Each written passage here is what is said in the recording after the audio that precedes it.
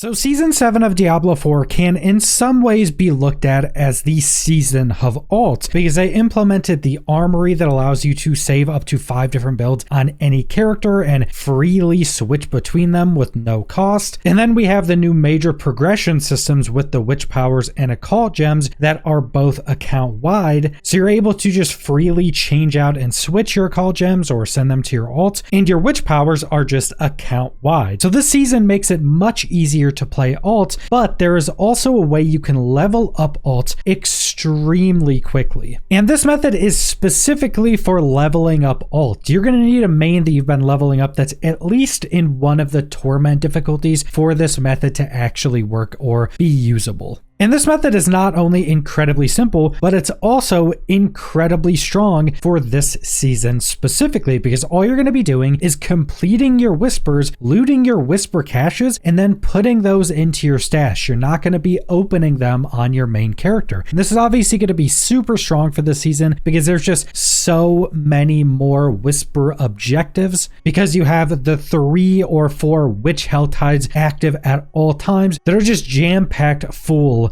of whispers to go complete. And how this is going to give one of your alts experience is you're going to log on to one of your alts, the one you want to level up, and then you're just going to take all of those caches out of your stash and open all of them up. And just from opening up the caches, you're going to get a bunch of experience, but it's also going to drop a bunch of experience orbs you can pick up for even more experience. And the reason this method is just so incredibly strong is because the caches are snapshotted on whatever torment tier you were on when you earn them, or whatever difficulty you were on. So if you're on difficulty 1 and you earn a cache and go open that on an alt, it'll be like that alt opened a cache from Torment 1, or basically just opened up the cache that your main character earned. So to get the most out of this, you're going to want to be on Torment 4, because that's going to give you the most amount of experience possible. Now, it doesn't seem that any other experience boost actually affects this. It doesn't seem that any experience boost while earning the cache affects it, or having any experience boost on your alt when you're opening up the cache. So pretty much the only thing that matters is what difficulty you were in when you earned that cache. And not only that, but let's say you're running around in your level 60 main in Torment 4 getting all these caches. When you go open them on that alt